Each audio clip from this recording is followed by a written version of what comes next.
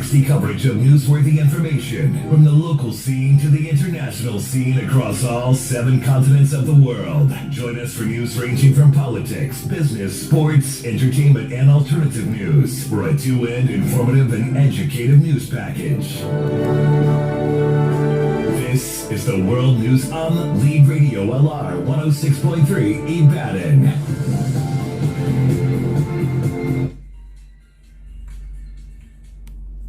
This is Lead Radio 106.3. Here is the world news at 6 p.m. I am Oluwatife Salami. First, let's take a look at the headlines. On the local scene, President Muhammadu Buhari asked Supreme Court to interpret Section 8412 of Electoral Act. Court shift hearing in PDP suit against President Muhammadu Buhari till May 24th.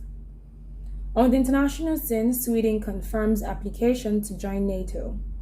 In sport, Mauritius win appeal against San Tome to play Nigeria. Now the news in detail.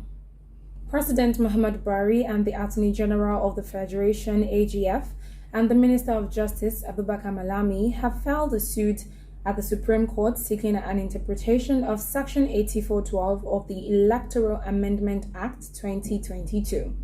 In the suit filed on April 29, the President and the AGF, who are the plaintiff, listed the National Assembly as the sole defendant. They are seeking an order of the Apex Court to strike out the section of the Electoral Act saying it is inconsistent with the nation's constitution. The National Assembly, in its counter affidavit filed by its lawyer, Kayode Ajulo, said the Supreme Court cannot be invoked to amend the provision of any law validity made by lawmakers in the exercise of their legislative power as granted by the Constitution. They argued that the 1999 Constitution, as amended, gave the National Assembly the power to make laws for good governance in Nigeria.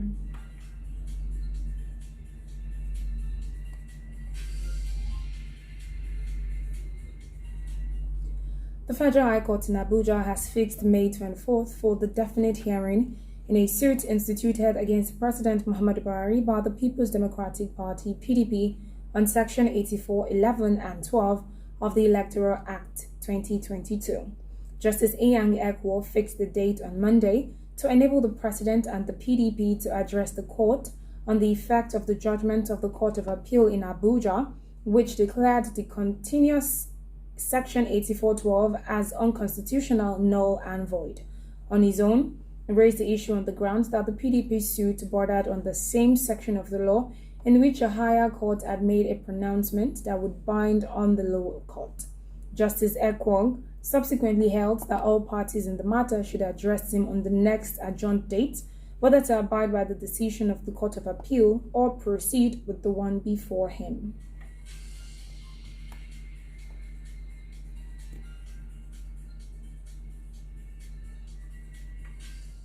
The Minister of Women Affairs, Pauline Tallen, has announced a withdrawal from the senatorial race ahead of the general elections in 2023. She made the announcement in a statement on Monday, the final day to decide whether to reign as minister to pursue her political ambition or to reconsider the move. Tallen, who initially announced the contest for the Plateau South senatorial seat in the National Assembly, had picked the expression of interest and nomination forms of the All Progressive Congress (APC). She was one of the 10 ministers President Muhammadu Buhari had directed to resign if they must contest for any political office in the 2023 elections.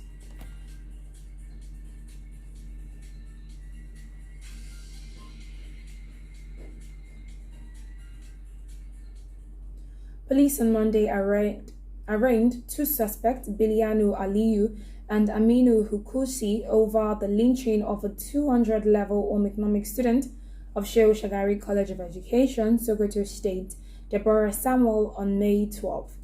The student was lynched to death over alleged blasphemy.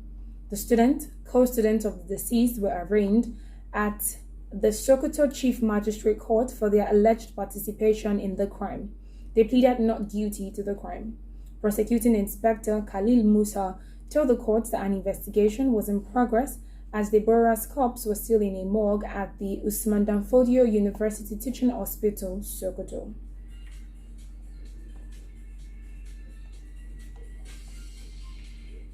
You are listening to the world news on Lead Radio 106.3. When we return, we will take you through some international and sports stories. Do stay with us.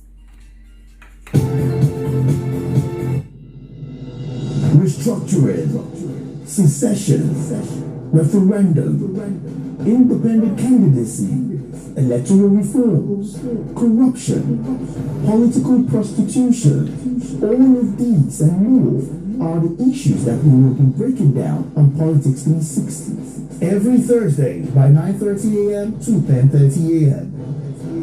Tune in for in-depth analysis on political issues across the globe on Lead Radio 106.3. Trust me, you don't want to miss this.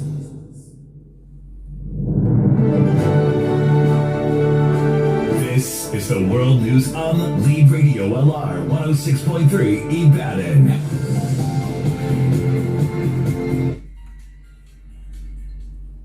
Welcome back to the second half of the world news on Lead Radio 106.3. Now to some international and sports stories. On the international scene, Sweden's government has decided the country will seek NATO's membership after decades of non-alignment. The Prime Minister announced the decision after a 3-hour debate, saying she feels confident of public support. It comes a day after Finland formally announced it would apply to join the alliance. Russia's President Vladimir Putin says NATO's expansion is a problem for Moscow.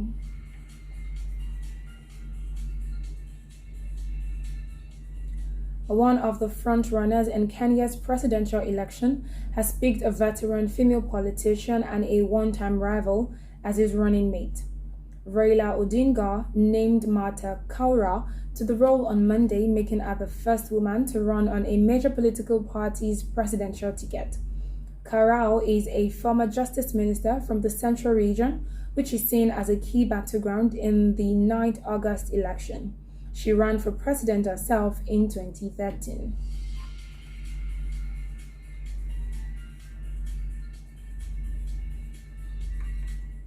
Mauritius will play Nigeria and other teams in Group A of the 2023 Africa Cup of Nations qualification series starting next month.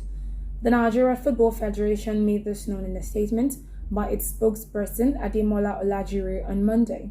This is after winning a case it filed against Sao Tome and Principe concerning their 2023 AFCON preliminary qualifying fixture.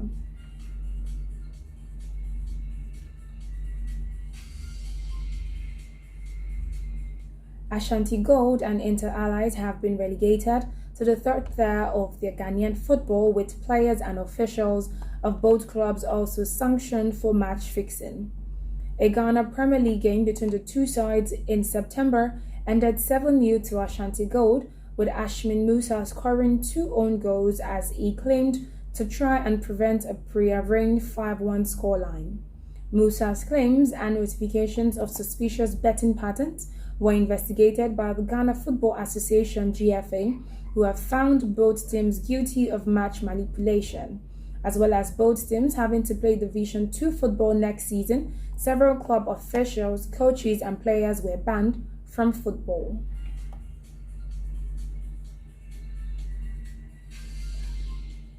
And that concludes the world news on Lead Radio 106.3. But before we go, here's a recap of the headlines. On the local scene, President Muhammadu Buhari has asked Supreme Court to interpret Section 8412 of Electoral Act. We also informed you that court has shifted hearing in PDP suit against President Muhammadu Buhari till May 24th. On the international scene, we informed you that Sweden has confirmed application to join NATO. And lastly, in sport, we informed you that Mauritius has won appeal against Sao Tome to play Nigeria. Follow Lead Radio on Instagram as well as Twitter at Lead Radio 106.3. You can also listen to us live on our website at www.leadradio1063.com. I am Oluwatife Salami. Good evening.